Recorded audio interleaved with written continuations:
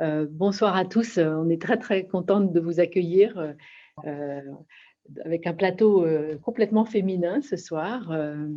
Donc je suis Angélique Delangzin, cofondatrice d'Ideal Wine, et je suis donc entourée de Elsa Ginesté et de Laure Bouzereau. Bonsoir. Voilà, donc Enchanté. nous allons accueillir ce soir et déguster les vins de Sylvain Pataille. Voilà. Alors, pour démarrer cette dégustation, je vous donne ou je vous redonne quelques petites consignes. Merci beaucoup à tous ceux d'entre vous qui sont déjà des fidèles de nos e-dégustations. Hein. Vous savez que c'est un format que nous avons initié, durant le confinement et avec beaucoup de bonheur pour pouvoir rencontrer et échanger avec les vignerons. Donc, pendant cette dégustation qui va durer 1 heure, on se fixe 1 heure. Alors, nous, on déborde toujours un petit peu, mais si vous nous abandonnez, on ne vous en voudra pas. Donc, pendant cette heure, on va vous demander déjà de couper vos micros pour l'instant. Si vous avez l'envie d'intervenir, de poser des questions, surtout n'hésitez pas à poser vos questions sur le côté dans la discussion, par écrit, et nous tâcherons de vous redonner le micro. On va essayer d'être le plus interactif possible pendant cette heure, parce qu'il y a déjà beaucoup de questions qui nous ont été envoyées. Sylvain Pataille passionne les foules, manifestement. Donc, on a envie de vous poser plein de questions. Alors, vous avez donc reçu ces coffrets, ces petites vinotes, qui sont donc conditionnés par la société Vinovae, qui se trouve à Lyon et qui, sous atmosphère protégée, reconditionne les vins que Sylvain Pataille a eu la gentillesse de nous fournir. Donc ce soir, on va déguster 3 vins. On commencera par le blanc, que vous aviez gardé au frais, si vous avez bien écouté toutes nos consignes. Et ensuite, on dégustera les 2 rouges l'un après l'autre, et on vous demandera d'ailleurs, selon les conseils de Sylvain, de vous retenir et de garder un petit peu du premier rouge, parce que quand on aura goûté le deuxième, ce sera intéressant de revenir au premier rouge pour les comparer. Voilà. Donc, on va peut-être démarrer assez rapidement. Je précise que cette dégustation est filmée. Si ça gêne certains d'entre vous, n'hésitez pas à couper vos caméras. C'est toujours un peu dommage pour nous de ne pas vous voir, mais on le comprendra tout à fait. Voilà, donc nous allons maintenant nous téléporter au cœur de la Côte de Nuits, chez Sylvain Pataille, donc dans cette belle région de la Côte de Nuits qui est à proximité, dans tout le secteur de Vaune-Romanée, pas loin du Clos Vougeot, dans le petit village de Marsanais, où Sylvain Pataille fait partie des grandes figures. Sylvain, donc, qui va nous raconter son parcours d'œnologue venu à la vigne, la culture de la vigne à la fin des années 90, 99. Vous allez nous raconter tout ça, Sylvain, et qui fait vraiment partie des figures qui ont contribué vraiment au renouveau de cette appellation Marsanais. Donc, on va être très heureux de découvrir votre parcours, vos vins. Et on va peut-être vous laisser tout de suite la parole, démarrer avec Laure. On va commencer rapidement. Sylvain, si vous voulez nous présenter assez brièvement, donc déjà là où vous faites du vin, tout simplement, qu'on voit un petit peu où se trouve Marsanais en Bourgogne pour ceux qui ne connaissent pas encore. Et assez rapidement, présenter votre domaine. Ensuite, on commencera le premier vin, à déguster le premier vin, ce qui nous permettra de continuer de parler de votre domaine, mais tout en dégustant, parce que c'est quand même le but de cette soirée. Merci Sylvain. Tout bien, tout à fait. Eh bien, tout d'abord, bonjour à toutes et à tous. Oui, on va essayer d'éclairer un petit peu vos lanternes sur l'appellation Marsanais, qui est une appellation qui n'est pas forcément singulière, pour plusieurs titres d'ailleurs, son histoire, son encépagement, certaines particularités qui ont tendance à perdre un petit peu de vitesse, en tout cas d'ampleur et d'importance. Mais donc Marsanais, c'est le premier village de la Côte de Nuits, donc le plus au nord. Ce qui, d'un point de vue climatique, ne veut pas forcément dire grand-chose, mais c'est en tout cas le plus au nord. Donc, on est sur les contreforts des côtes dijonnaises, en fait, du plateau de Langres, avec peut-être un tout petit peu plus de fraîcheur. C'est-à-dire que la Côte de Nuits, on la divise assez classiquement en deux. il y a au-dessus et en dessous de Moret-Saint-Denis. Pour moi, c'est quelque chose que je vois assez franchement dans les vins, dans les dates de récolte, dans les styles de vin. Alors, il y a une question climatique peut-être, mais il y a aussi une notion de sol, où dès qu'on passe le village de Moret, en allant vers le nord, donc Moret, Gevrey, Fissin, Marsanais, on arrive vers des vins beaucoup moins aériens que ce qu'on a sur Chambol, Vaude-Nuit, mais beaucoup plus terriens. Quand on définit un Gevrey, on parle rarement de l'élégance, alors que c'est pourtant c'est à l'inverse vraiment les caractéristiques qu'on donnerait pour un Chambol. Bon voilà, donc en fait Marsanais, on est un petit peu entre tout ça, sur un sous-sol souvent très rocailleux, enfin c'est de l'argilo-calcaire comme sur toute la côte, hein. On est dans du Jurassique, c'est de l'argilo-calcaire classique bourguignon, donc plus ou moins évolué, plutôt moins que plus en Côte de Nuit d'ailleurs, et notamment en Côte de Nuit Nord, donc sur des plaques calcaires relativement dures, relativement filtrantes, avec des sols assez superficiels, ce qui fait qu'on a souvent des argiles rouges en surface issues de la dégradation des calcaires. Et puis par contre, en fait, un sous-sol fracturé dans lequel les racines vont aller s'immiscer, donc assez peu d'eau comparé à certains endroits, certains autres villages de la côte, et des vins qui sont plutôt assez minéraux et pour certains qu'on n'a pas forcément aujourd'hui, parce que dans la mosaïque de terroir, il y a une multitude de goûts et de caractères différents. Mais voilà, vraiment beaucoup de diversité dans l'appellation, en fonction des orientations et en fonction des natures de sol. C'est ce qu'on a essayé de défendre dans notre dossier des premiers crus, qui dure depuis 20 ans. Enfin, on ne va pas dire 20 ans, 2002, ça ne fait pas 20 ans. Encore un peu d'espoir, il en reste une à passer.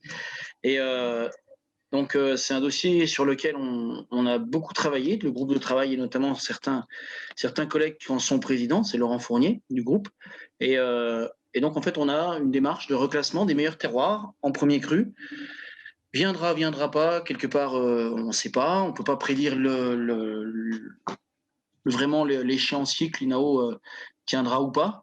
Donc ça devient presque secondaire en fait, parce que l'appellation a fait un gros chemin depuis l'accession à l'appellation village en 87. C'est quand même vraiment pas, c'est vraiment récent comparé aux autres villages de la côte qui ont eu qui ont classé réellement leur terroir depuis les années 30, depuis la mise en place des AOC. Et pourquoi Marsanais n'a pas eu de classement en appellation village et premier cru à cette époque-là? Eh bien, pour plusieurs raisons. C'est que nous, on est collé à Dijon, qui était une ville très industrielle, dans laquelle, pour ceux qui ont lu Zola, c'est-à-dire, je pense, la plupart d'entre vous, vous imaginez ce que faisaient les ouvriers quand ils sortaient de l'usine. Plutôt que d'aller remplir les assiettes des gamins, ils passaient leur vie au café et rentraient le soir dans des états pas forcément sympathiques. Mais nous, étant sur la couronne dijonnaise, à une époque où le transport n'était pas celui qu'on connaît maintenant, la proximité a fait que les vignobles de la couronne dijonnaise, dont certains ont disparu sous l'effet de l'urbanisation, eh bien, ont abreuvé Dijon en vin de consommation courante, en vin de tous les jours, principalement obtenu à partir de gamay et d'aligoté. Et donc, en fait, dans les années 30, Marsanais était quasiment exclusivement planté en gamay. Il y avait un peu de pinot noir, mais très peu, parce que le pinot est moins productif, moins facile à vinifier pour faire des vins légers. Et puis, voilà, donc on a été très prospère pendant 60 ans à produire des vins de gamay, sauf que vous mettez un petit coup de guerre de 14 où les ouvriers sont allés faire un petit tour à Verdun, vous mettez une crise économique en 29, avec les contre-coups qu'on connaît, l'essor du transport après les années 20, les constructeurs automobiles, le PLM, la voie de chemin de fer qui a permis de monter des vins d'Algérie et du Languedoc. Et là, on a plusieurs facteurs qui ont fait que l'économie très prospère de Marsanais s'est effondrée. Voilà. Donc, en fait, pas d'AOC et puis un marché qui se casse la gueule, fait qu'il y a eu une longue traversée du désert et qui a été en quelque sorte sauvée par une singularité, par des vins rosés qui ont été inventés par le grand-père de Bruno Clerc en 1919, en rentrant de la guerre. Il a trouvé cette parade-là pour essayer de relancer une économie complètement détruite. Et puis, c'est lui qui a inventé, c'est Joseph Clair d'Ahu qui a inventé le rosé en 1919. Et puis, il y avait ça dans un carton, et dans les années 50, Marsanais était très réputé pour ses rosés, ce qui n'est plus forcément le cas. Ça représente maintenant quasiment, c'est moins de 5% de production, donc autrement dit, rien du tout, ce qui est assez paradoxal. Qui est quand même une exception de Marsanais, justement, par rapport aux autres villages de la Côte de Nuit et de la Bourgogne en général. Parce que nous, je dis nous, moi j'étais gamin en 87, mais nos parents qui se sont battus, qui ont monté le dossier d'appellation village en 87, par contre, ont absolument tenu à conserver ces appellations en 3 couleurs. Donc, en fait, on réussit à valider le Marsanais rosé en appellation village, ce qui en fait une exception sur la côte. Voilà. Donc, en fait… Et j'ajoute que vous en produisez un qui est vraiment très charmant, très délicat. On n'a pas la chance de le goûter ce soir, mais c'est vraiment un très joli vin. On Très fera une joli. deuxième édition. Voilà. Petit cale de rosé. Non, mais en plus, moi, je suis très attaché à l'histoire et à nos racines. Mais Un pas pinot, que hein. le vin, Il s'appelle Fleur de Pinot, votre il s'appelle Fleur de rosé. Pinot. Donc, Et on nous l'idée, c'était demande. de conserver absolument cette ligne de vin rosé, mais surtout pas en l'imaginant de façon… surtout pas comme un vin d'été, comme un vin relativement simple, parce que là, techniquement, on va vers des choses… Enfin, le timing était tellement serré, et puis après, il faut faire des vins hyper fruités sur le… Enfin, c'est pas du tout les vins techno que j'ai envie de faire. Moi, j'arrive pas à exprimer de terroir dans un vin comme ça. Donc voilà. Mais par contre, la Fleur de Pinot, c'est les élevages de 2 ans. C'est un vin vraiment sérieux avec des vieilles vignes. Voilà. Donc en gros, l'appellation Marsanais, la voilà. Donc depuis 85 en appellation village. Il y a une équipe… il y a un groupe de vignerons à Marsanais très soudé. C'est plutôt moi, l'image de Marsanais que j'aime bien donner, c'est que c'est une bande de copains qui se tirent la bourre. Et c'est vraiment ça, si bien qu'on a un gros… Ça tire de tous les sens. Il y a un gros effort qualitatif qui est fait depuis un certain temps. Nos parents l'avaient initié, mais avec les amis, ça va vraiment très très loin. Et on n'a rien à envier dans les méthodes culturelles ou dans les vinifs avec d'autres villages de la côte. Et on montre enfin les terroirs tels qu'ils sont réellement, quoi. Très bien. Et donc, juste pour resituer un tout petit peu, après, on va peut-être commencer avec le premier vin. Mais en quelques mots, on entrera un peu plus dans les détails après. Quand est-ce que vous avez commencé à être vigneron? D'où vient le domaine? Et combien est-ce que vous avez d'hectares actuellement?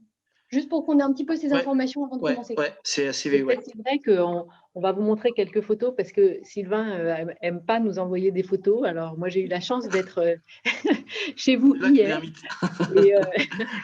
Et donc, j'ai pu prendre quelques photos. Comme ça, vous allez pouvoir nous commenter aussi un petit peu certaines parcelles parce que vous avez des parcelles situées effectivement avec des expositions un peu différentes, des orientations. Voilà, donc il ne faisait pas un temps de rêve dans votre région hier. Ah bah, c'est pire aujourd'hui. C'est pire aujourd'hui. Donc, il n'y a pas une lumière phénoménale, mais bon, on va essayer de retracer tout ça. Ouais, donc en gros, le domaine, en fait, ça a démarré tout petit en 99. Moi, j'étais œnologue conseil. Depuis tout gamin, je suis allé…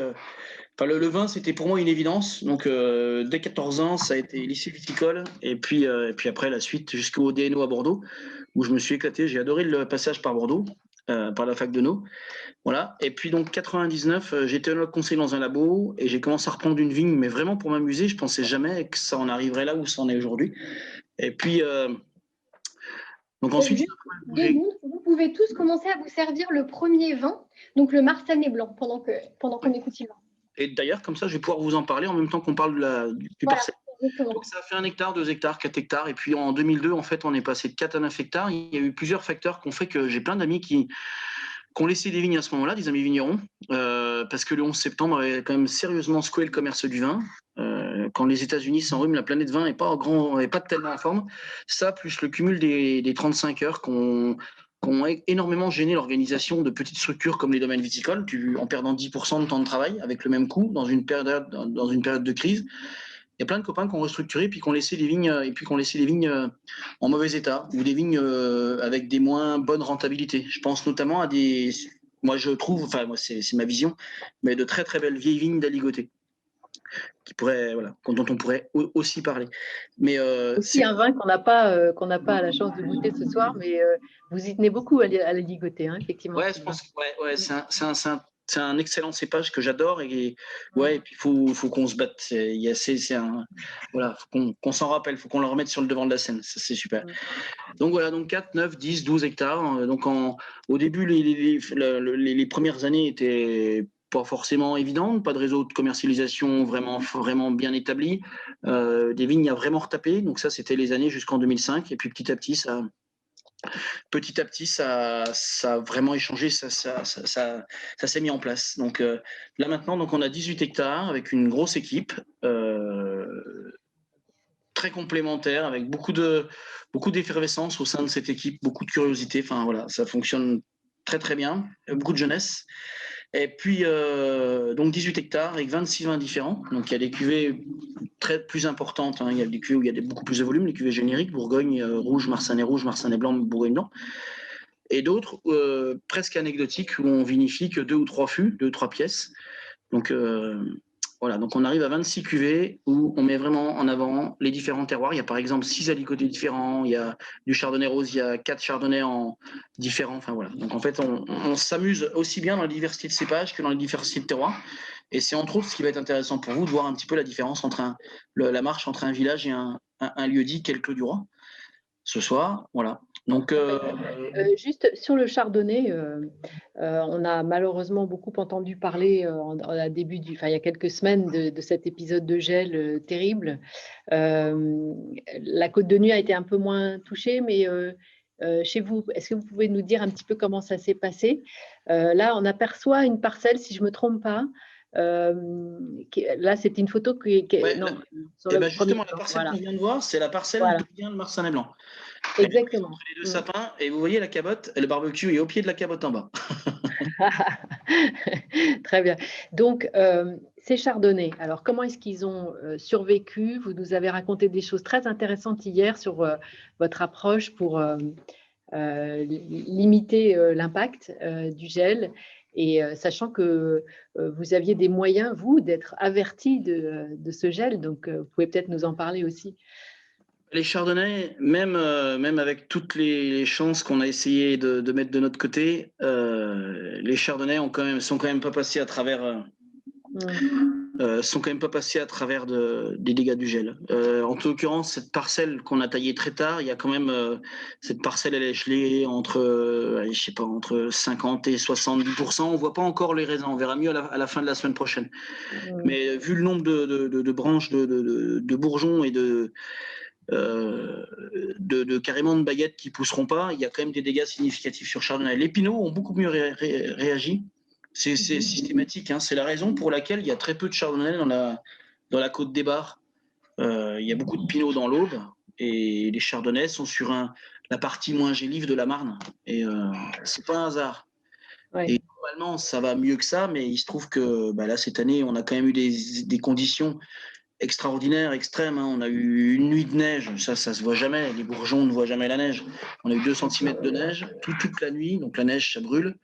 Et puis, on va dire une moyenne de -5, 3 nuits de suite. Un bourgeon résiste à -1,5, éventuellement -2, mais plus on monte en humidité, plus la résistance baisse. Comme nous, si on avait été dehors avec un t-shirt mouillé, quoi. C'est pareil. D'accord. Alors, vous avez donc, vous disiez que vous les avez taillés tard. Hein, taillés tard, mais les chardonnays ont quand même souffert. Ils sont vraiment vilains pour l'instant. On verra. Mais de toute façon, en chardonnay, ça sera forcément soit pour nous une année moyenne, pour les collègues de la côte de Beaune et de la côte chalonnaise et du Mâconnais et du Chablis, quoi, hein, ces coins-là. Il y a certains villages comme Meursault qui sont vraiment ravagés. Ça, c'est vraiment pas drôle. Bon, heureusement, en 2018, on a la chance de pouvoir en goûter, donc on va pouvoir peut-être commencer la dégustation. C'est une année plutôt, je ne vais pas dire facile, parce qu'en fait, on s'est battu contre les excès de chaleur, notamment dans la Vinif des Rouges, pour essayer de garder ce fruit qui doit être l'ADN d'un pinot. Si un pinot ressemble à un grenache de Châteauneuf, ça peut, hein, justement, quand il est confit, quand il est un petit peu trop mûr, il perd de sa finesse, il part dans les tanins un petit peu plus costauds, et bon, il perd un petit peu de son intérêt à mon goût, quoi. Un pinot, ça doit être délicat. Il y avait un vieux vigneron de Vaune qui disait, normalement, à Richebourg, on doit pouvoir lire le bien public à travers. Donc, le bien public, c'est le canard local.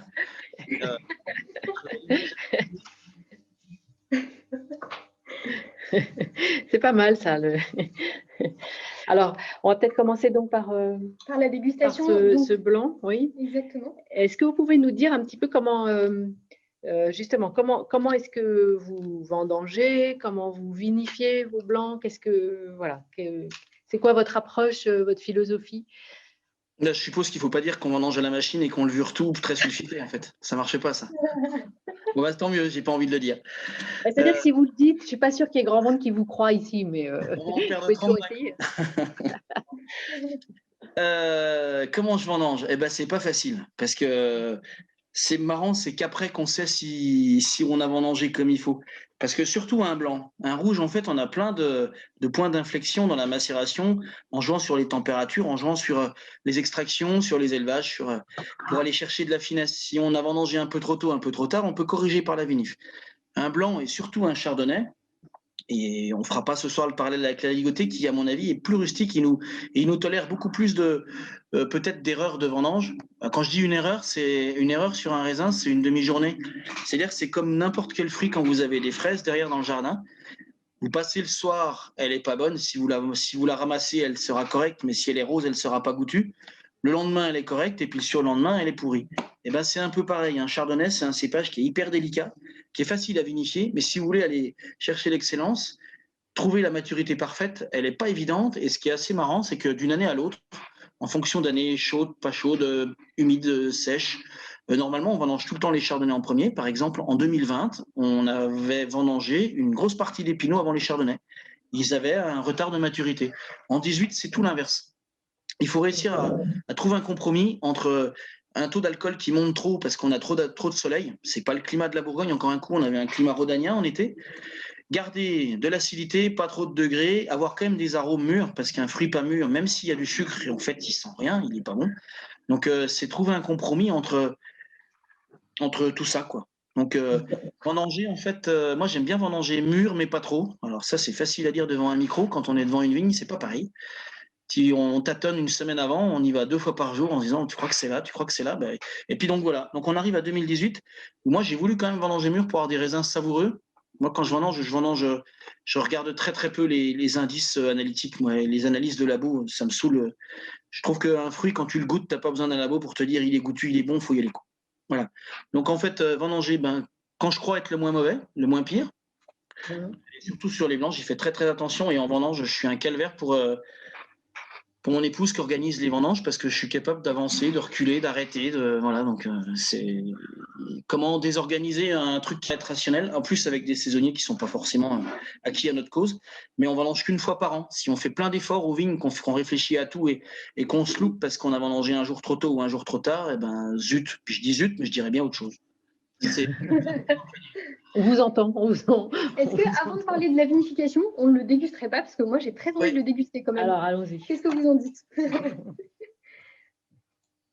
Alors, la robe, elle est vraiment jaune paille avec des reflets assez verts.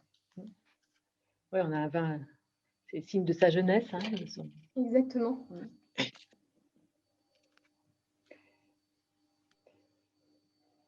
Je trouve que le premier nez est vraiment très.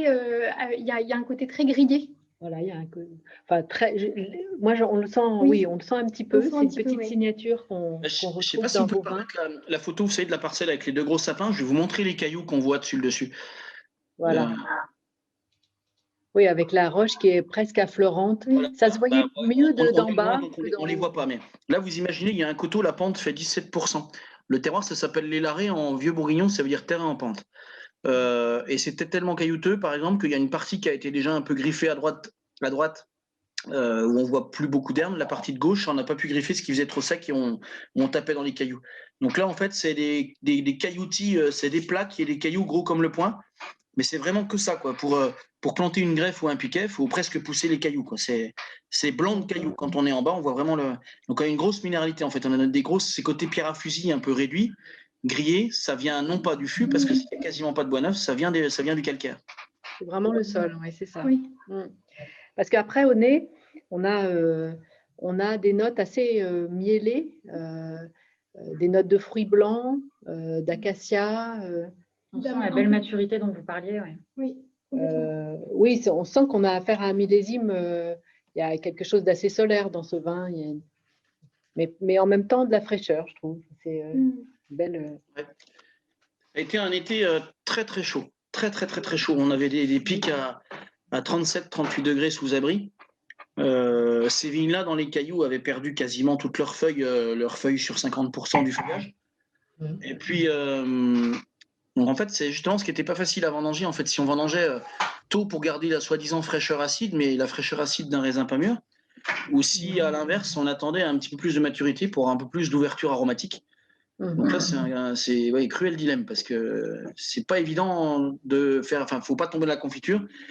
Mais après, par la vinif que je vais expliquer, ben, en fait, on a de la fraîcheur parce qu'on n'a rien fait, je pense. Enfin, j'en suis presque sûr. Et on sent qu'on a affaire à un fruit qui est bien mûr, mais sans excès. Enfin, on ne sent pas de surmaturité. En bouche, je trouve que l'attaque, elle est vraiment très douce. Et il y a un bel équilibre.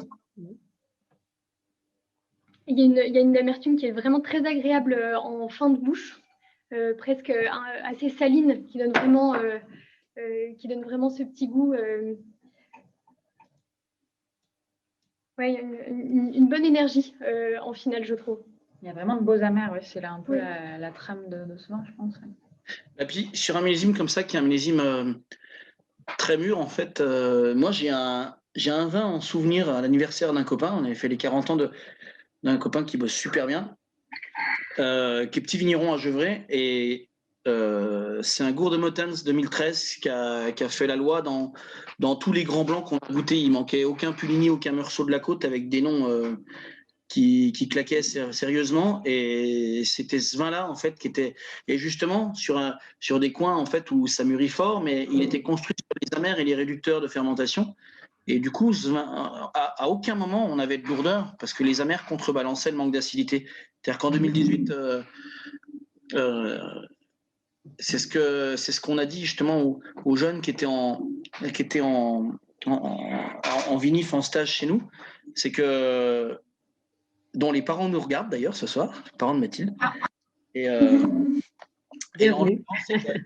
c'est qu'elles avaient qu'une envie, c'était de vinifier des pinots. Et je leur ai dit, les filles, désolé, on va essayer de vinifier comme il faut des vins de la vallée du Rhône. C'est-à-dire qu'on va essayer de pas aller chercher de matière, alors qu'une vinif bourguignonne, c'est plutôt l'inverse.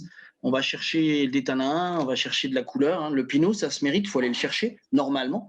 Et là, en fait, nous, en Bourgogne, les premiers, en fait, on a depuis 4-5 ans appris, ou en tout cas conforté notre idée qu'il faut savoir les vinifier de façon très douce quand ils sont très solaires comme ça, si on veut garder la finesse. Est-ce que vous voulez nous parler un peu plus justement de la façon dont vous vinifiez, mais même aussi les rouges, parce qu'on peut peut-être passer à la deuxième. Si vous pouvez vous servir de la deuxième binote pendant qu'on continue. Ouais. Tout à fait, ouais. J'explique juste un peu. N'hésitez pas, pardon, Sylvain, excusez-moi, toutes les personnes qui participent, si vous voulez nous dire aussi ce que vous trouvez dans ce vin, d'écrire en commentaire, n'hésitez pas à témoigner de tout ça. C'est toujours intéressant de mettre en commun nos perceptions de la dégustation de ces très jolis vins.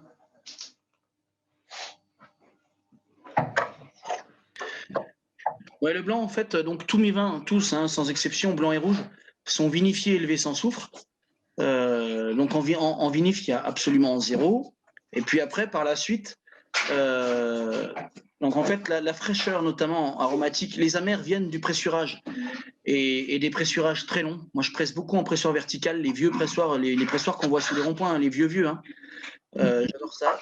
Parce qu'on a des pressurages, des extractions très très douces, très lentes à basse pression. Et avec une extraction très rapide des premiers jus, mais une extraction très très lente avec contact avec macération pelliculaire des dernières fins de presse, qui représentent que quelques pourcents, mais qui amènent ces saveurs, ces matières, ces côtés jaunes, mais avec quand même, comme on a extrait du jus très très vite, un peu ce qu'on aurait sur une cuvée en champagne, on a ce côté acidulé, mais quand même structuré par les tanins et les amers. Voilà, donc, et la fraîcheur, je reste persuadé qu'une levure indigène, et quand je dis une, c'est la population de levure indigène avec les multitudes de souches qui se succèdent, et notamment celles qui arrivent à la fin, en fait, amènent vachement de complexité avec un peu plus d'acidité volatile, ce qui rebooterait n'importe quel analyste, n'importe quel laborantin plutôt, parce qu'en fait, on est fixé sur des résultats, en fait, c'est celui qui aura le moins de volatile, alors que l'acidité volatile, c'est le support de beaucoup d'arômes. Donc en fait, nos petites levures naturelles, elles se débrouillent. On finit avec des blancs qui sont peut-être à 50, 60 de volatile, mais qui ont une expression du diable et qui n'ont pas besoin d'être rectifiés en acidité comme un vin un peu contrôlé avec de l'acide tartrique, et ils s'équilibrent naturellement, tout simplement. Il faut faire confiance à ces raisins quand on fait du vin. Si on a fait le boulot au vignes, si on a des vignes vivantes, il n'y a pas de raison que ça se passe mal. Voilà. Et donc après, l'élevage en fût dès que ça commence à fermenter, comme c'est des mous qui ne sont pas protégés par le soufre, j'attends que ça fermente pour les entonner, pour les mettre en tonneau. Et ils vont y rester pendant 1 an. En l'occurrence, cette cuvée-là, elle est restée pendant 1 an. Et ensuite, elle a fait 10 mois de cuvinox sur grosse lit. Donc, en fait, elle est restée 10 mois sur lit. Et mise en bouteille en juillet l'année dernière.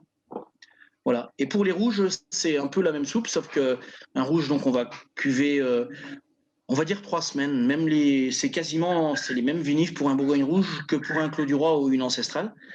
Et 3 semaines de vinif avec quasiment pas de macération préfermentaire, parce que comme je vinifie, donc, comme vous l'avez dit, sans soufre et en levure indigène, je fais tout pour favoriser le départ rapide en fermentation, de façon à ce que les levures occupent le milieu et que ce ne soit pas une merdouille de contamination, une bactérie acétique ou une brette qui démarre à la place de mes Saccharomyces. Déjà, premièrement. Voilà, attendez, là, il y a des termes d'œnologues là qui vont en perdre certains. Là. Attention, Sylvain. Ouais, mais... Comment? Non. Non, en fait, la maîtrise de la fermentation, alcoolique, elle peut être hasardeuse, mais si on met toutes les chances de notre côté pour favoriser les vraies levures de fermentation qui sont les Saccharomyces cerevisiae. Cerevisiae, ça veut dire pain, c'est les céréales et donc c'est celle qui fermente naturellement du pain, de la bière, du vin. En fait, on a un cycle assez proche. Voilà. Et par contre, à côté de ça, il y a des levures qui sont présentes naturellement dans les cuveries sur les raisins, qui sont des levures entre guillemets de contamination. Une bactérie acétique, c'est celle qui va produire le vinaigre. Une bactérie lactique, si elle se développe plus qu'une levure, elle est importante dans une deuxième partie d'élevage, mais on la veut surtout pas en fermentation. Et puis les brettes, ça amène le côté écurie, ça peut vraiment être emmerdant. Donc ça se passe bien en temps normal. Donc à nous de contrôler, mais justement c'est pour ça que je veux pas refroidir mes cuves, parce que les refroidissements des cuves après la vendange, ça permet éventuellement d'avoir plus de fruits par macération de la peau dans du jus. Comme quand vous faites une salade de fruits, elle est bien souvent meilleure le lendemain que quand vous venez de la faire. Ben, c'est la même chose. Mais ça consomme de l'énergie. J'ai pas spécialement envie d'utiliser plein d'énergie pour faire du vin, premièrement. Et deuxièmement, en fait, moi, je veux donc favoriser le départ rapide de mes levures pour qu'elles s'implantent. Voilà. Donc, et autre détail qui a son importance, je vinifie beaucoup en vendange entière. Donc, au minimum 60-70% de vendange entière. D'accord. C'est pas 100%. Merci pour ces précisions. Non, je ne suis pas contre les termes techniques. Je dis juste que quand vous les employez, il faut nous les expliquer parce que tout le monde ne les connaît pas. D'un coup. Voilà. Non, merci beaucoup. C'est très, voilà, c'est important pour nous d'avoir toutes ces précisions. Et c'est bien, ça intéresse. Il y avait une personne justement qui avait posé des questions en amont de la dégustation sur les fermentations. Donc comme ça, au moins, on y a répondu. C'est super. Et alors, vous dites que le soufre n'est pas votre ami. Justement, par rapport à tous ces risques de mauvaises bactéries, comment est-ce que vous réussissez cet équilibre? Parce que derrière, on a besoin que les vins puissent se conserver, tenir dans le temps aussi. Comment est-ce que vous gérez ça?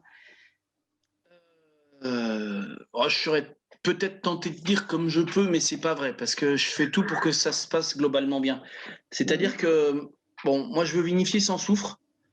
Je veux vinifier sans soufre, mais je veux des vins purs, je veux des vins droits, voilà, c'est pas j'aime bien les vins. Quand on goûtait les vins de nos grands-pères, en fait, de temps en temps, ils étaient un petit peu en acide acétique, en volatile. Il y a de temps en temps un fût qui partait au vinaigre, mais globalement, ils étaient assez droits. Ils vinifiaient, ils fermentaient très très vite, les anciens. Avec notamment, ils cherchaient à sortir du jus, ils foulaient systématiquement les raisins, à tort ou à raison, j'en sais rien, mais voilà. Donc moi, je veux des vins qui vraiment, vraiment les plus purs possibles. Mais oui, forcément, on prend des risques, mais c'est des risques quand même globalement calculés, parce que si votre cuve se met à fermenter au bout de 2 jours, en fait, la nature est très très très bien faite. Et sur un raisin, il y a tous les outils pour faire du vin. C'est plus que magique. Je ne sais pas d'où il sort ce fruit, mais en plus c'est un fruit qui est c'est jamais que de l'eau sucrée quand tu le manges. Et à partir du moment où c'est impossible de faire de caractériser un cépage juste en goûtant un jus de raisin, à part les cépages muscatés, mais quand tu goûtes un chardonnay, un jus de chardonnay, un jus de pinot, un jus de chenin, ben, tu ne peux pas faire la différence. Dès qu'on met une levure là-dedans, dès que ça fermente, les différences de cuvée, les différences de cépage, les différences de terroir, de tout ce qu'on veut, se mettent en place. La levure est un révélateur du message inscrit dans le raisin, c'est incroyable. C'est magique et globalement, ça se passe plutôt bien. Après, moi, ma meilleure surveillance, c'est la dégustation 1 fois, voire 2 fois par jour de toutes mes cuves. D'accord. Alors, ce vin, pour finir peut-être sur le chardonnay, quels sont, si on parle un petit peu d'accord mets vin et aussi d'apogée, à quel moment recommandez-vous de le consommer, de le déguster? Est-ce qu'il faut l'attendre un petit peu? Nous, on le trouve déjà délicieux là, mais les années vont lui donner un côté plus charnu, quelque chose de Bien différent? sûr. En fait, l'idée, c'est vraiment d'avoir des vins qu'on peut boire à tous les instants. En fait, c'est ce qu'on disait hier soir à la cave ensemble. C'est que faut réussir à faire des vins de garde à boire tout de suite, parce que commercialement, parce qu'on est gourmand, parce que quand on achète un vin qui nous plaît, comme je sais pas si voilà, s'il vous plaît, ben tant mieux. Mais est-ce qu'on a besoin d'attendre 15 ans, de passer devant cette bouteille-là pendant 15 ans? Mais d'un autre côté, il faut qu'il soit aussi grand dans 15 ans, donc il va se métamorphoser, il va changer. C'est ça qui est intéressant, c'est qu'on n'aura pas le même vin. Dans 5 ans, il sera différent. Dans 10 ans, il aura encore des autres arômes. Et dans 20, on sera plus sur des côtés tertiaires, beurré, le chardonnay qui vieillit, quoi. Mais potentiel de garde, c'est évident. C'est principalement les rendements excessifs qui font que les vins ne se gardent pas, voire même éventuellement des vinifications un peu techniques qui emmènent sur des arômes fermentaires et qui font que les vins n'ont pas la richesse qu'on en attendrait. Mais moi, sur mes vins, j'aime, par exemple, on filtre quasiment rien, sauf éventuellement le fond de la cuve. Mais le fait d'enfermer, je veux pas avoir des vins très très troubles parce que je trouve qu'on perd de la pureté, mais le fait d'enfermer des lits dans la bouteille, on garde ce côté. Pour moi, les lits, c'est le cordon ombilical du vin. C'est impressionnant comment les lits renferment le terroir. C'est impressionnant. Tu soutires un vin, t'enlèves les lits. Ça, je l'ai vu plein de fois quand j'étais œnologue dans les labos, quand les vins réduisent très fort, le réflexe, c'est d'enlever les lits en disant ça vient des lits, ça pue, on garde le vin. Et puis, mais ça, c'est au mois de décembre, janvier. En fait, le vin, il perd son âme quand tu lui enlèves les lits. Et le fait de l'enfermer en bouteille avec un petit trait de lit, avec une turbidité qui fait qu'il y a 10 ans, on m'aurait dit mais c'est quoi que tu mets en bouteille, c'est tout trouble. Puis bon, j'ai plein d'amis qui font des vins nature, qui au contraire mettent en bouteille des vins très très troubles. Moi, j'aime mieux quand c'est comme ce que faisait justement quand un coup nos grands-pères, quand ils soutiraient au brocro avec le taste vin, en fait, pour voir si le vin est clair. Un trait de lit, mais pas plus. Après, c'est mon goût personnel. Je fais comme ça, et puis voilà, quoi. Et alors, ce côté, Ludovic souligne le côté de très, très gourmand et très croquant de bonbons acidulés, ces notes-là. Est-ce que dans le temps, c'est quelque chose qui s'atténue ou est-ce que, parce que certains, du coup, après, il y a une question de goût. Il y en a qui recherchent plutôt ça sur un vin, dans un vin plus jeune, ou est-ce on attend que cet aspect-là, plein d'énergie d'ailleurs, hein, s'atténue un petit peu? Ben, ça va s'atténuer par la force des choses parce qu'il va vieillir, donc il va s'arrondir. Mais ça va quand même prendre un certain temps parce que c'est pas du bonbon anglais, c'est pas de l'acidulé de fermentation. Parce que je contrôle pas mes débourbages, je ne débourbe jamais, parce que je contrôle pas mes températures de fermentation. Il est courant que mes blancs montent à des températures qu'aucun manuel d'œnologie ne peut supporter. C'est courant que les blancs en fût montent à 27-28 degrés, des fois 30. Hein. Ça ramène un côté salin et quelque part, il y a 15 ans, on aurait été désolé, on aurait pris ça pour une erreur. Quand je dis on, je peux dire je. Hein. En disant on a perdu nos arômes fermentaires, on a perdu la poire, on a perdu les petits fruits blancs, on a perdu parce que quand ça monte en température, ces arômes-là sont dégradés. Et ben on les a perdus, mais tant mieux, c'est ce qui va s'oxyder le premier. En fait, c'est que du coup on a de la minéralité et quand on a perdu ça, par contre, et ben il faut longtemps sur lit pour que les vins se reconstruisent comme des vins de garde sur lit quoi, et qui se reconstruisent comme un chardonnay de Bourgogne. C'est-à-dire que des vins qui ont pris un coup de chaud comme ça, ce qui est classique, si t'as pas de groupe, enfin j'ai un groupe de froid, mais j'ai pas envie de m'en servir. Et j'aime bien ce côté un peu rustique, un peu antique du vin, qui va se construire par le temps et pas par de la technique parce qu'on a mis le thermostat sur 16,5. J'exagère quand je dis ça, parce que dans des vins en fût, c'est pas facile, mais mettre une plume dans la cave, c'est pas forcément mauvais, mais c'est juste qu'en fait, il va se reconstruire différemment. Et c'est assez intéressant de les voir se recréer en ayant peut-être perdu quelque chose au départ. Très intéressant. Il y a eu une question sur l'éraflage, puisque vous avez dit qu'il y a un égrappage, 70% de vendange entière, ça signifie que 30% étaient grappés à la main. Oui, mais non. Non, ça signifie que 30% a été grappé à la machine. Avec un égrappoir, comme on a tous en fait. Hein. C'est un gros tambour avec un hérisson, avec des pales qui décrochent, qui décrochent les grains. C'est classique, on l'a tous. Les grappages à la main, c'est plutôt sympa. J'avais essayé un tout petit coup, mais c'est un calvaire en fait. C'est très très difficile à égrapper à la main. Tu égrappes 5 kg par heure, quoi. Hein, donc, et je sais pas si vraiment moi j'ai pas testé. Les égrappoirs qu'on a maintenant sont des merveilles de technologie qui éclatent aucun grain. Je suis pas sûr qu'à la main on en éclate pas plus. Donc en fait on bosse tous avec des machines. Mais c'est pas qu'une question de rendement, de tonnage à l'heure, hein, parce que si c'était vraiment mieux à la main on le ferait. Mais c'est juste incroyable ces machines. Non, il n'y a pas de question de tri visuel sur le caractère plus mûr de la rafle. Non. Non, ça c'est pas. Ouais, d'accord. Non. On va peut-être passer au deuxième vin, comme ça au moins. Moi, j'ai vraiment hâte de le goûter. Je précise que Laure est bourguignonne, alors. Voilà, Laure, exactement. J'ai hâte de regarder un petit peu. Alors, on passe au Marsanais rouge 2018. Alors, au niveau de la robe, elle est vraiment très soutenue pour du pinot noir. Je trouve qu'elle est vraiment il y a une vraie profondeur. On ne voit pas le bien public au travers? Non, là, on ne voit pas le bien public. Je ne l'ai pas sous les yeux, mais on ne le voit pas. C'est vrai qu'elle est assez dense. Elle est assez dense, assez profonde, oui. On se disait beaucoup plus que le troisième vin.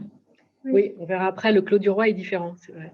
On a un petit peu anticipé, on a dégusté avant aussi pour pouvoir en discuter légèrement.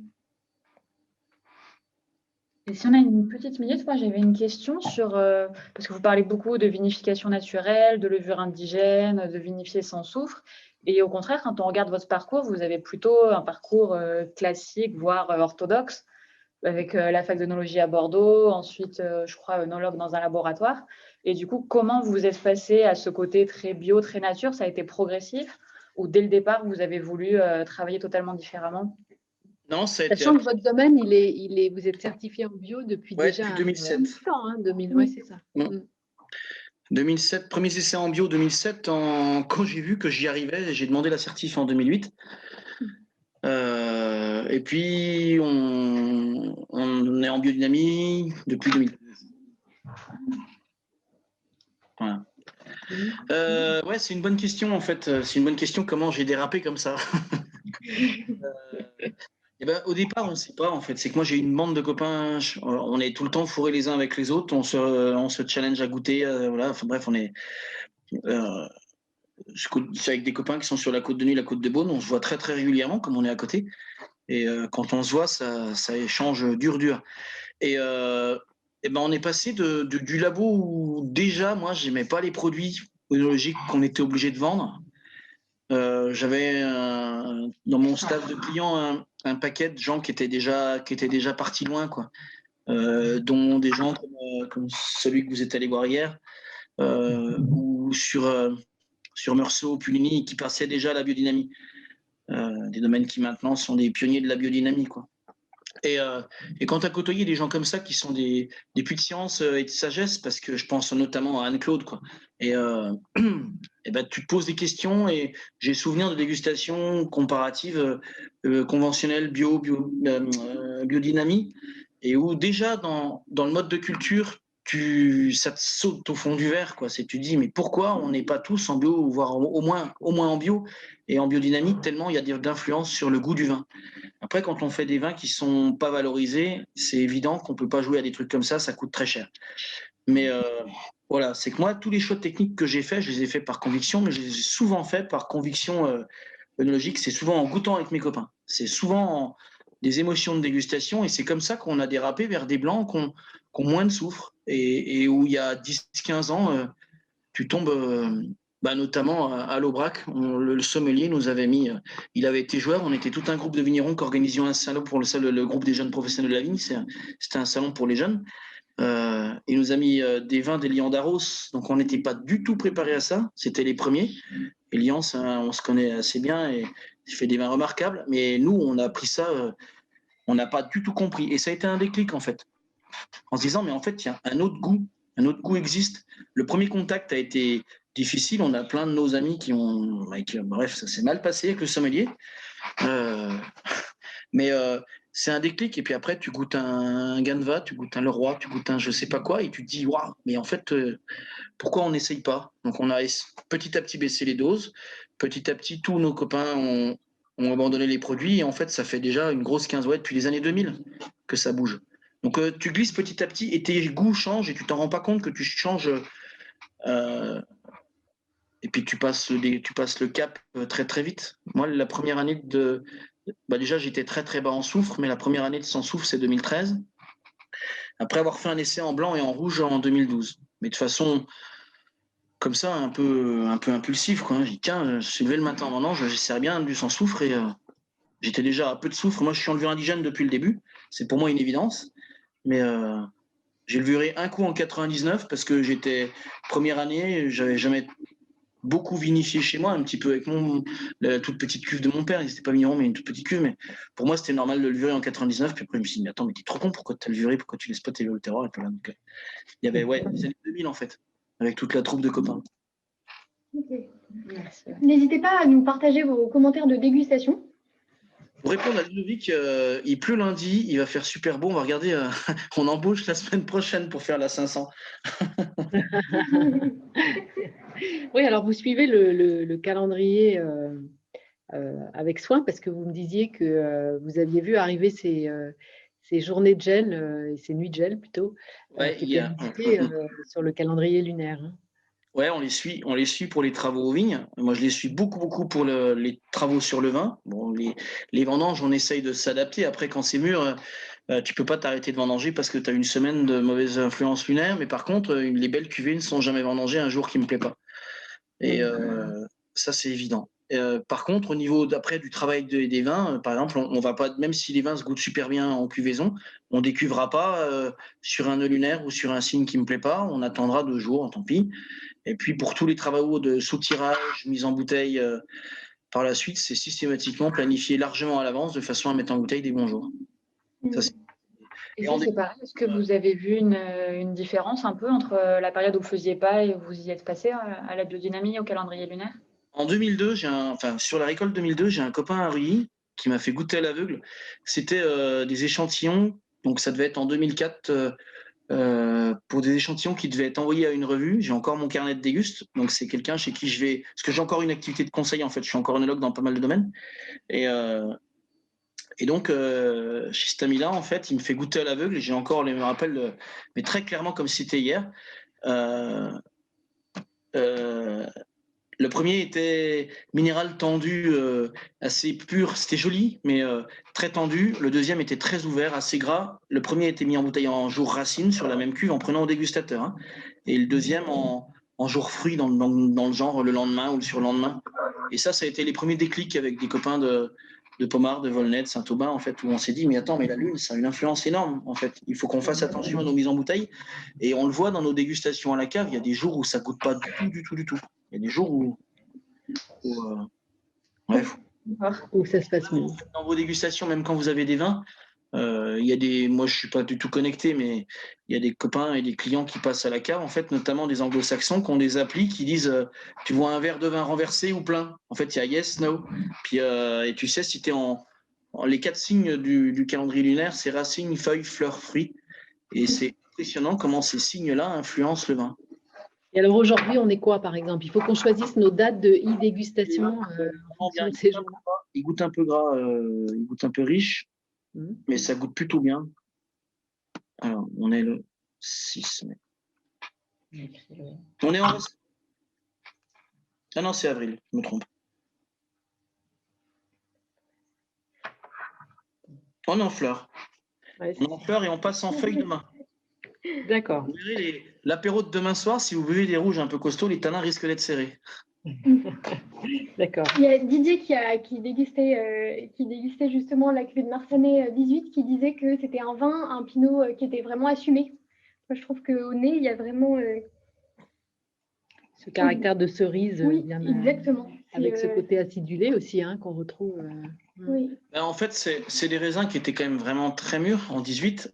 Donc là, le Marsanais rouge, on doit être à 65-70% de vendange entière. Et je répondrai après à Ludovic. Je vais lui expliquer. C'est un bouquin que j'achète en librairie. Et en fait, l'idée, c'était d'aller... Parce que moi, donc, comme j'ai encore une activité de conseil, et notamment en Côte-de-Beaune, la Côte-de-Beaune est chez nous, il y a presque une semaine d'écart en vendange. Donc, ce qui veut dire que quand je commence à vendanger, on est déjà en vinif chez les copains. Et je voyais le côté très noir, très puissant du millésime. J'ai essayé d'essayer de l'éviter. Je voulais pas des pinots trop concentrés comme ça avait l'air d'être le cas. Et c'est quand même déjà riche, hein, c'est quand même déjà puissant. Donc en fait, on a très peu d'extraits, par exemple, on n'a pas pigé, on n'a pas fait de remontage quasiment. Et donc ce côté cerise, c'est qu'on avait telle concentration, des tels degrés. On a des fermentations qui étaient relativement compliquées avec des montées en acidité volatile à la fin, parce que justement, c'est que dans des raisins avec beaucoup de concentration comme ça, les levures ont du mal à finir à terminer parce qu'on monte à des gros degrés. Et même là, moi, j'avais pas des très très gros degrés, mais il y a une fermentabilité qui est pas super bonne. Et donc, on a des volatiles plus importantes. Je sais plus à combien. Un vin normal en acidité volatile, il est à 45, 50. Là, sur 2018, on est plutôt à 65, 70. Donc, ça amène le côté aérien, ça acidifie naturellement, mais il faut faire attention à ce que le côté acétique prenne pas le dessus. Donc voilà 2018, c'est un millésime assez casse-gueule en vinif, hein, c'est pas évident. Et quand on est bourguignon et qu'on veut essayer de garder la fraîcheur sur un raisin qui est déjà un peu chaud, ben en fait en vinif on essaye de mettre tous les atouts de notre côté avec la vendange entière, avec des températures de macération plus basses. Parce que si on est plus bas, si on est à 26-27 degrés en macération au lieu de 32-33 comme d'habitude, on extrait moins. C'est comme avec votre thé. Si votre eau est moins chaude, vous extrayez pas les tanins. Vous disiez ni pigeage ni remontage, il n'y a eu vraiment aucune manipulation du coup Si, mais les pigeages et les remontages, c'est des opérations quotidiennes d'habitude. Sur un millésime, des fois un peu léger, on va piger des fois 2 fois par jour. Là, on a dû piger 2 fois dans la vinif, et c'est pas pour extraire, c'était pour libérer du jus. Parce que comme vous êtes en vendange entière, l'idée c'est d'aller claquer les grains pour libérer du jus pour les levures, en fait, pour pas finir au décuvage quand on presse avec des jus qui sont extrêmement sucrés et qui sont difficiles à fermenter.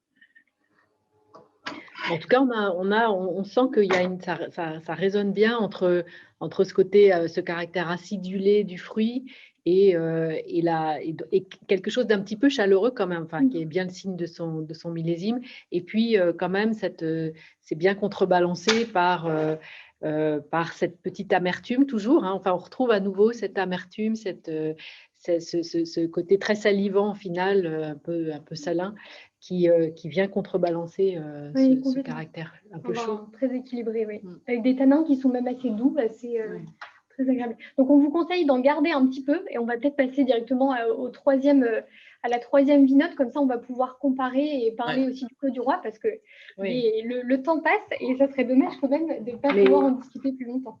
Mais Ludovic nous parle d'un nez de mine de crayon, c'est intéressant par rapport à... Ouais, les mines de crayon, les côtés mines de crayon, c'est souvent les réductions calcaires en fait, qui nous amènent ça dans les rouges. C'est souvent des réductions, et notamment sur vins jeunes. Ça, c'est presque classique, surtout sur des vins qui ont des grosses matières comme 2018. D'accord, donc là, c'est un vin, encore une fois, c'est intéressant votre phrase de dire faire des vins de garde à boire tout de suite, à boire jeune, je ne sais plus comment vous disiez exactement. Ouais, des vins de garde à boire tout de suite, ouais, ça. Voilà. Ouais, c'est vrai que la texture, on sent une matière tannique qui est pas du tout rugueuse, hein, donc on pourrait se dire, on peut les boire maintenant, mais vous préconisez de les attendre quand même un paquet d'années. Hein, ou pas, parce que quand on est dans le fruit frais, on a l'impression de croquer justement dans une cerise. C'est déjà à table, c'est déjà super intéressant un vin comme ça en fait. C'est que c'est justement on n'est pas mécontent, même si c'est un millésime qui a été compliqué, mais au final le résultat est pas si mal parce qu'on a envie de les boire maintenant et on peut les attendre pour plus tard. C'est ça le truc, c'est que les vins soient polyvalents. Dans nos vinifs, comme on fait plus attention qu'avant, on goûte beaucoup plus en vinif que ce qu'on faisait il y a 1 ou 2 générations. On essaye d'éviter les tanins durs parce qu'on a compris que de toute façon, on boit les vins plus vite que notre grand-père. Mais c'est pas pour autant que ce vin-là n'aura pas 20, 30 ans de potentiel de garde.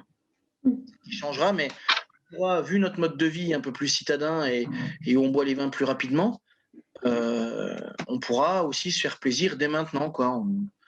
Ah oui, il est déjà Très sympa. très sympa à goûter. Hein. Alors, si vous parliez un petit peu du Clos du Roi, peut-être qu'on peut remettre la carte de Marsanais. Juste, c'est intéressant. Ouais, voilà. Je vous ai pris en photo juste sous votre arbre, alors la photo précédente, pardon. Ouais, c'est un amandier. Parce que c'était important pour vous, vous nous disiez, de ne pas vous retrouver dans un océan de vignes et l'idée de laisser pousser, parce que cet arbre, il est arrivé un peu tout seul. Voilà, Hein, spontanément, il n'est pas arrivé tout seul, il est arrivé par air corbeau, mais. Mais en tout cas, vous l'avez laissé s'épanouir. Ouais. Et ça, c'est important pour vous. Hein, Ouais, c'est super important parce qu'en fait, pour la mécanisation des dernières décennies, puis ça continue, hein, dès qu'il y a un gros arbre, il est arraché pour replanter de la vigne. Et moi, c'est un crève-cœur pour moi. En fait, je trouve qu'on a plus d'un point de vue d'un point de vue paysager, d'un point de vue culturel, parce on élimine des arbres de 80 ans. Moi, je trouve que c'est un massacre. Ça, je supporte pas ça. C'est dommage. Et dans mes vignes, ça fait longtemps que je laisse pousser des arbres ou que j'en replante. Mais là, on va passer à la vitesse supérieure parce qu'avec une bande de copains. Et notamment Édouard Clair, il a replanté une vigne carrément cette année en agroforesterie gérée avec l'intermédiaire de conseillers avec Forestiers du Monde. Enfin, Édouard, il est très très très très loin. Donc c'est super quoi. C'est que on est peut-être quelques-uns à partir devant, mais par la force des choses, ça se remarque. Et puis même si je suis persuadé que ça donnera des idées aux autres, il y a d'autres villages qui sont en train de réarborer. Pernan est en train de le faire fort, Chassagne, je crois, est en train de le faire, Centenay aussi. Enfin, tu vois, s'il y a un retour de l'arbre dans les vignes, et ça n'empêche pas la mécanisation. Moi, je passe avec mes tracteurs dessous, il faut juste les éléguer pour qu'il n'y ait pas de branches à moins de 2,50 m du sol. Et Édouard, il va les cultiver en tétard, en fait. Il va les tailler régulièrement, en fait, en tête de saule. Okay. Alors, on passe au Clos du Roi, parce que là, on a un vin très différent, déjà un nez. Mais là où la photo que vous avez prise avec l'amandier hier, c'est justement une des parcelles de village. Donc, c'est des semi-pentes, hein, c'est presque plat. Il y a surtout du cailloutis, il y a des belles argiles un peu brunes. C'est des sols qui donnent des vins assez ronds, qui ont du fond en fait. On n'est pas sur la Roche-Mère, elle n'est pas loin, elle est à 1 mètre. Mais c'est des sols un petit peu plus généreux et qui donnent ces vins assez solaires, assez ronds. Le Clos du Roi, c'est complètement différent. Là, on est en mi-coteau et dessus de coteau, sur une roche-mère qui s'est délitée sous les phases de gel-dégel. C'est un calcaire qui est fragile. Donc, le type de sol, ça s'appelle des grèzes litées, comme délités. C'est vraiment des petits cailloutis. C'est des petits graviers gros comme l'ongle du pouce maximum, très érodables. Et donc, comme ça s'est vraiment désagrégé, ça a libéré beaucoup de fer. Et donc, on a une couche de gravier avec des argiles ferrugineuses en surface qui donne un côté très sanguin. Je regardais la question de Fabio. On répondra après. En fait, c'est très ferrugineux en surface et il y a des recalcifications en profondeur qui font qu'on a comme une sous-couche de marne blanche. Donc on a à la fois la marne blanche, en fait, le calcaire, ça amène tout le temps un côté très minéral tendu, presque comme quand vous êtes avec une perceuse en train de trouer quand vous faites un trou dans du caillou, même dans du béton, on a ce côté silex, en fait, ce côté donne soif, en fait, ce côté. Voilà, donc très salivant. Ouais. Et j'ai entendu une remarque tout à l'heure, il y a moins de couleurs dans le Clos du Roi, qui est donc un lieu-dit très racé, ça fait partie des potentiels crus. Il y a tout le temps moins de couleurs dans un Clos du Roi que dans un autre lieu-dit. En fait, ça vient du fait qu'il y a une grosse argile, par contre, il y a une grosse minéralité. Et si on comparait Clos du Roi et Longeroy qui se touchent, un Longeroy, ça démarre toujours assez large, comme le premier, comme le Marsanais rouge, avec une minéralité et une longueur qui vont s'estomper vers de la douceur, de la sucrosité. Un Clos du Roi, tu as l'impression que ça démarre petit, tu dis, hop, c'est ça. Et en fait, ça finit en queue de pain, ça finit. C'est en fait. Le Longeroy finit en pointe et finit par s'effacer, et le Clos du Roi n'en finit pas de monter. C'est un terroir qui a tout le temps une grande minéralité, une grande longueur. Et souvent des côtés plus giboyeux que le reste de la gamme. Et c'est vrai qu'au nez, il y a les fruits rouges, il y a un côté très éclatant. Ouais, tout le temps dans les Clos du Roi. Ouais. C'est trop beau, oui. Ouais, oui. Ouais. ça a beau être très solaire, c'est un vin qui est tout le temps frais minéral. Et je voulais juste vous expliquer pourquoi Clos du Roi, parce qu'en fait, le Chenôve, qui est le village qui est devenu une ville, parce qu'il y a le col Dijon, il y a encore ces vignes-là, mais Chenôve était la cité des ducs. Chenôve était la cité des ducs, et quand le duché de Bourgogne a été annexé au royaume de France, le roi a tout de suite débaptisé le Clos des Ducs en Clos du Roi. C'est pour ça qu'il y a un Y à la fin, parce qu'en fait, c'est un terme moyenâgeux. D'accord. Louis XI. C'est très joli en tout cas. Hein. Et Peut-être quelques mots sur les accords mésévins. Il y avait des... oui, il y a une question sur les accords mésévins. Et pourquoi le Volnay-Clos des Ducs? Alors, je ne sais pas pourquoi le Clos des Ducs à Volnay n'a pas été débaptisé. Ça, faudrait qu'on demande. J'ai jamais demandé, mais il faudrait que je demande à une amie géologue qui est en cheville tout le temps avec les historiens de la fac, avec Françoise Vanier, qui a fait des cartes de géol juste magiques. Celle qu'on a vue juste avant et une carte de Françoise Vanier. Ouais. Françoise, ouais. Je ne sais pas si c'est une récupération en fait entre guillemets commerciale, mais pas maintenant. Hein, c'est peut-être il y a 100 ans, ou si effectivement il n'a pas été débaptisé. Le Clos du Roi, qui s'appelait Clos des Ducs à Marsanais, était vraiment la grande fierté des ducs, parce qu'à côté de Dijon, parce qu'un très très grand terroir qui était très renommé à l'époque. Et ils avaient leur bâtisse, en fait, il y a un pressoir du XIIIe siècle. Quand je dis pressoir, c'est un bâtiment monstrueux. Vous pouvez peut-être trouver des trucs, je pense, vous pouvez peut-être voir des photos. Pressoir des Ducs de Bourgogne à Chenôve. Donc le début de construction 1238. Et il y a des pressoirs en bois avec des pressoirs à levier comme au Clos Vougeot, mais c'est pas comme au Clos Vougeot. Ceux du Clos Vougeot ont été copiés sur ceux des Ducs. D'accord. Il y avait une petite chose, je ne sais pas si on a les deux photos, parce que hier, vous nous avez montré une chose très intéressante sur votre travail des sols, où on voyait un sol encore enherbé et un sol travaillé au cheval. Je ne sais pas si on peut les montrer, ces photos. Non, elles ne sont pas là. Est-ce que vous pouvez nous expliquer un petit peu justement ce que vous avez voulu faire? Les photos qu'on a regardées hier, en fait, on était dans les Clémenceaux, c'est un autre de mes terroirs. Et donc, là où je suis devant l'Amandier, ça s'appelle les Grands Bois, c'est des Marsanais villages. C'est juste en bas des Clémenceaux. Enfin, il y a la route qui sépare. Donc, en fait, la photo qu'on voyait tout à l'heure, on a vu deux photos. Il y en a une où on voit l'herbe fraîchement retournée. On va la voir. Alors là, c'est les Grands Bois, c'est pas encore fait. Voilà, c'est là. Voilà. Celle-là, elle est faite au tracteur avant-hier. C'est-à-dire qu'il y a un soc qui va passer sous le pied et qui va retourner l'herbe et qui va l'enfouir, ce qui va créer un engrais vert. Moi, mes vignes au printemps, elles sont pleines d'herbe, on voit plus les pieds. Là, on a des cavaillonnés parce que là, ça va pousser. Faut plus de l'herbe comme ça parce qu'en fait, ça fait trop de concurrence pour la vigne. Enfin, en tout cas, moi, je veux des phases d'enherbement fort avec des phases où, par une décavaillonneuse, en fait, on va enfouir et la retourner au milieu du rang. Donc là, ça a été fait au tracteur il y a donc 2 jours, je crois. Et puis la prochaine, il y en avait une autre où on voyait celle qui a été faite en déca au cheval il y a 10 jours. Il y en a une, je crois l'avoir vue en fait. Il me semble qu'on l'a. Non, tu ne les as pas. Pourtant, c'est oui. Pourtant, il me semble l'avoir vue tout à l'heure. Ouais. Ben non, on l'a pas. Si on la voit. Peut-être celle-là, peut-être celle d'avant. Oui. Non, mais c'est peut-être celle avec le bourgeon, non? C'est pas. Ouais, c'est peut-être celle avec le bourgeon. Voilà, là, c'est plus. Ouais, c'est peut-être celle avec le bourgeon parce qu'on. Ouais, on voit vraiment plus d'herbe. C'est bizarre. Ouais, peut-être. Mais en fait, donc, en fait, au cheval, elle a été faite il y a 10 jours, donc on a moins d'herbe. Mais le cheval, en fait, il est, et notamment sur cette parcelle de Clémenceaux, donc cheval tracteur, l'intérêt, enfin, c'est bon, moi j'avais un petit cheval, mais c'est que surtout j'y crois, je suis persuadé qu'il y a une influence énorme, mais qui n'est pas forcément une influence mécanique. Je pense qu'il y a une influence entre guillemets magnétique. Je pense qu'il y a quelque chose. Le gars qui m'a vendu mon cheval, qui nous a formés, est persuadé qu'il y a une sorte d'acupuncture du sol par les sabots. Alors on y croit pas. Simplement, donc en fait, dans la parcelle de Clémenceaux, il y a une partie donc, qui est faite au cheval, une partie en tracteur. Donc on a vu la partie des cavaillonnés en tracteur, mais ça fait 5 ans qu'elle est faite comme ça, où il y a 10 rangs faits au cheval et une quarantaine faits au tracteur. Et à partir de cette année, ça fait 5 ans, donc je considère qu'il y a quand même déjà une sorte de mise en place des systèmes. Normalement, cette parcelle-là n'ayant pas beaucoup gelé, on devrait être capable de la vinifier à part pour vinifier les 10 rangs de cheval comparés à 10 rangs de tracteur. de façon à vraiment les emmener jusqu'au bout de la mise en bouteille, en reproduisant de façon expérimentale avec exactement les mêmes cuves, les mêmes surfaces de contact, les mêmes profils fermentaires, les mêmes travaux. Si on fait un pigeage sur une, ça sera pareil sur l'autre. Enfin, voilà. Et les élever dans qui a eu le même vin l'année d'avant. Enfin, voilà. Donc vraiment aller jusqu'au bout. Et on les mettra en bouteille et on fera des mesures dans la mesure où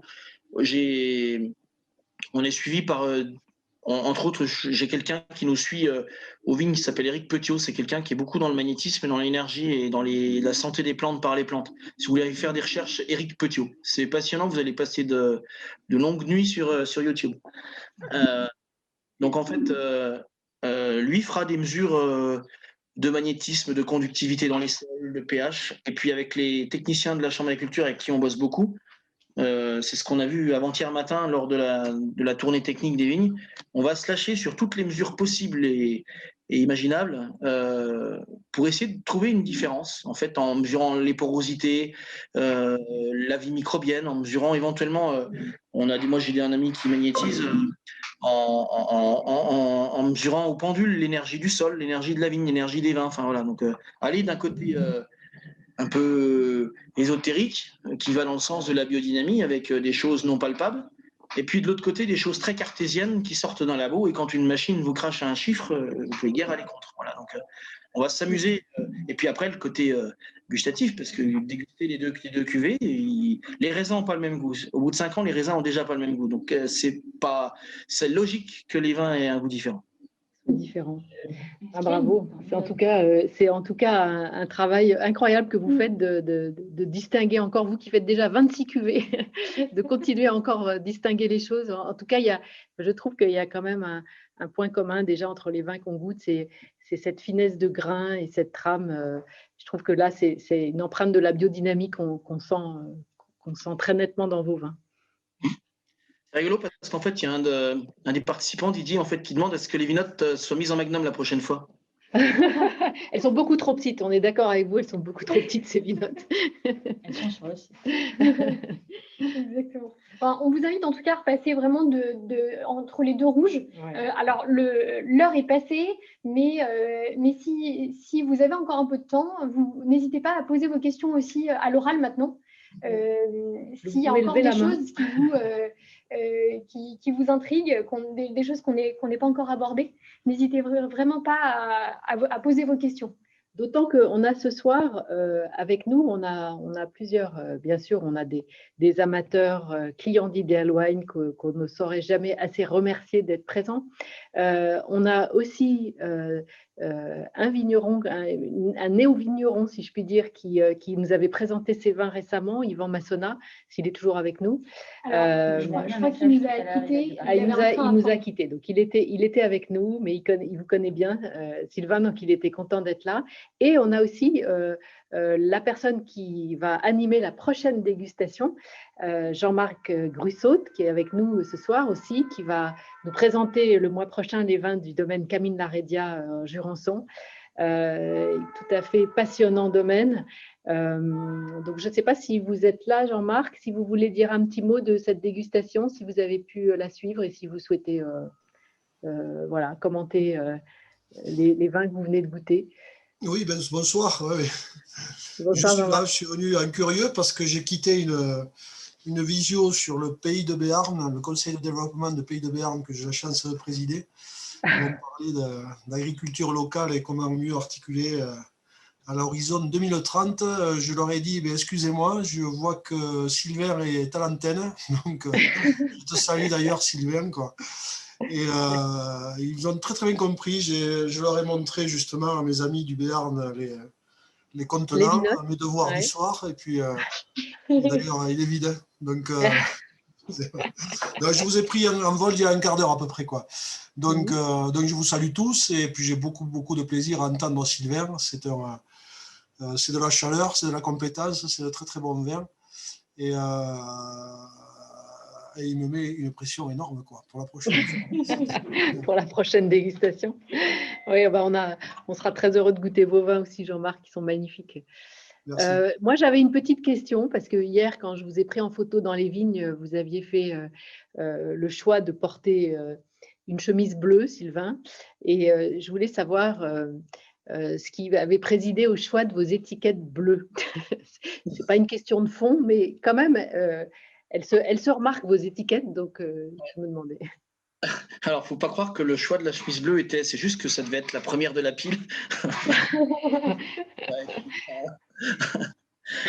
J'en suis pas à réfléchir à ce que je vais mettre le matin, enfin presque pas, un peu, mais non, les étiquettes bleues, c'était quand j'ai démarré en 99, j'étais personne, j'avais des vignes très modestes, je savais pas qu'un jour je ferais autant de vin que maintenant, autant de vin en nombre et en volume, et je voulais une étiquette simple, sobre, dont on se rappelle, qui soit en une seule partie pour une raison simple, c'est que j'avais pas d'étiqueteuse, j'étiquetais sur un tréteau et un plateau à la cave, à la main, donc pas question d'avoir une contre-étiquette ou une collerette, ça fait 3 fois plus de temps à passer, alors que déjà, je devais avoir un rendement d'au moins 60 bouteilles à l'heure. Donc, non, je rigole, mais c'était vraiment... Et cette couleur-là, elle est venue un peu par hasard. En fait, j'en ai beaucoup douté au départ, et puis c'est devenu maintenant ma patte. Et en 2010, j'ai failli la changer, parce que je ne supportais plus. Chaque fois que je voyais les rouleaux tourner sur l'étiqueteuse, je dis, oh, c'est quoi ce truc? Et puis finalement, on a eu pas mal de très très mauvaises années en 10, 11, 12, 13, 14. On n'arrêtait pas de grêler, de geler, de machin. Et puis du coup, le projet d'étiquetage, je l'ai mis de côté. Puis c'est rigolo parce que je regarde les épreuves maintenant en me disant, mais t'aurais fait une belle connerie, mon garçon. Alors de là à les moderniser, à changer un peu de typo, un peu de machin, un peu de trucs. Mais je crois que maintenant, ça va me coller la peau. Mais c'était juste comme ça, en fait. Une étiquette sobre dont on se rappelle. Puis j'avais croisé une étiquette de prunelle de chez nous, une liqueur de prunelle qui était très travaillée, par contre très découpée, qui avait une couleur un peu comme ça. Et je m'étais dit, ouais, mais c'est pas mal, ça, c'est différent. Et ça se démarque du reste. J'ai que ça pour me démarquer. Donc, puis je voulais un truc différent. Mais quand j'ai ramené ça de l'imprimeur et que j'ai montré que j'ai fait le tour de mes copains et de mes parents, je sais plus, mon père m'a dit ouais, c'est la tienne, de toute façon. Donc ça veut dire ce que ça veut dire. C'est devenu votre marque de fabrique, en tout cas. Ça a l'air de... C'est marrant parce qu'en fait, au début, je ne l'ai pas vue comme ça, mais c'est qu'elle se repère de loin et puis alors pas du tout géré, quoi. C'est pas du tout. Ok, une dernière question sur les accords mets et vins. Est-ce que vous avez, vous, un accord privilégié, de prédilection? Il y avait une question là qui est venue tout à l'heure. Et puis comme l'heure tourne et qu'on va bientôt tous avoir envie de passer à table, qu'est-ce que vous nous conseillez? Je ne sais pas trop, mais sur des 18, c'est marrant justement, c'est qu'il faut choisir des millésimes pour peut-être pas boire tout le temps le même vin et en tout cas l'accorder avec des choses différentes. Sur ce côté solaire, moi j'irais bien chercher je sais pas, moi j'aimerais bien des légumes racines, j'aimerais bien des jus un petit peu toniques, j'aimerais bien, je sais pas, j'ai tendance à dire comme viande rouge, moi je sais pas, mais on peut tellement être surpris par des accords mévins, par des sommeliers brillants qui t'emmènent dans des choix que tu n'aurais pas fait, que je sais pas, c'est peut-être pas là. Ouais, c'est relativement facile de dire de partir sur de la viande rouge, mais je pense que des gens dont c'est le métier pourraient nous surprendre avec des vins comme ça. Parce que c'est pas lourd. Quand on voit les 2003 ou les qui ont marqué énormément le millésime, alors est-ce que nos vignes petit à petit s'adaptent à des climats ouais, j'aime bien la réponse de Romain. Est-ce que depuis 2003, les vignes se sont habituées à des sécheresses et des températures élevées? En tout cas, 2003, on a une marque de millésime sur du raisin cuit, mais vraiment cuit. Hein, le raisin de Corinthe, ça sentait la feuille sèche plus qu'autre chose dans les cuveries. Là, des années solaires, on ne pensait pas en revoir, sauf qu'on en voit tous les ans, voire tous les 2 ans. Donc, et peut-être que nous, on a changé nos viniches, mais pas que. Je pense que la vigne s'est adaptée, elle a compris qu'il fallait qu'elle s'endurcisse et soit l'enracinement est plus profond, soit elle se démerde avec des mises en réserve autrement. Mais en vinif, même en millésime chaud, on a quand même de la fraîcheur. Donc, bravo. En tout cas, on a donc goûté 3 de vos vins. Sur les 26, on a encore un peu de travail.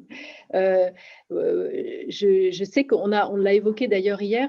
Vous avez un vin tout à fait passionnant qui est le Chapitre, qui n'est pas en appellation Marsanais. C'est un simple Bourgogne, alors que vous me disiez hier que c'était un de vos plus beaux terroirs. Ouais, mais de tout temps. En fait, il y avait 2 terroirs à Chenôve hors pair et qui avait justement une histoire assez impressionnante. C'est que le Clos du Roi a appartenu au duc jusqu'à la Révolution. Pas jusqu'à la Révolution, jusque donc sous Louis XI, quand le duché de Bourgogne a été annexé au royaume de France, et le chapitre appartenait à l'évêché d'Autun. Et on a beaucoup d'écrits au XVIe, XVIIe, du coup jusqu'à la Révolution, où il était cité comme une tête de cuvée à comparer avec certains grands terroirs de Gevrey, enfin avec une grosse partie des terroirs de Gevrey. Et je pense que le fait qu'on ait eu beaucoup de gamets, qu'on ait fait des vins de consommation courante, que les vignerons du coin aient été formatés à des vins relativement modestes, quoi. Il n'y avait pas d'effort qualitatif.